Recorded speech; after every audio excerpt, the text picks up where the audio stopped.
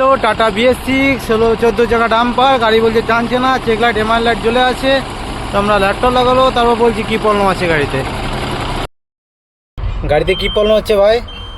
গাড়ি চলতে চলতে রাস্তার মধ্যে দাঁড়িয়ে যাচ্ছে, গাড়ি টানছে না, অনেক সময় ইউরিয়া খাচ্ছে না, লাল সিগন্যাল দিচ্ছে, লাল signal MI light check light জ্বলে যাচ্ছে।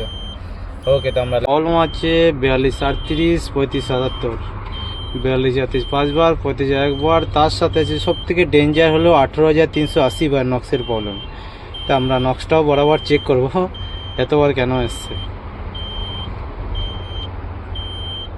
গাড়ি ইউরিয়া খাচ্ছে না, গাড়িতে টান নেই। চেক করলাম ডোজের আমাদের যে কাপলার আছে, এই কাপলারে বরাবর 24 বল আছে।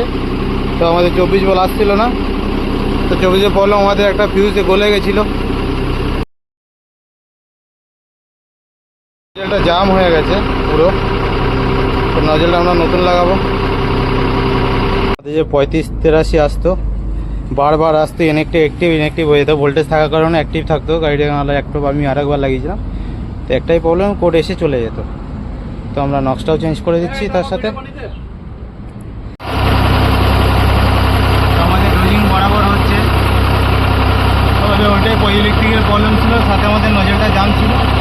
নজল চেঞ্জ নতুন লাগিয়ে দিলাম, তাহলে ডোজিং কমপ্লিট হচ্ছে। তো আমাদের চেক লাইট এমআই লাইট সব বন্ধ হয়ে গেছে, তো গাড়ি আমাদের ওকে হয়ে গেল। রেডি হয়ে গেছে? হ্যাঁ রেডি হয়ে গেছে, লাইট বন্ধ হয়ে গেছে, চেক লাইট এমআই লাইট, ডোজিংও হচ্ছে। হ্যাঁ ওকে।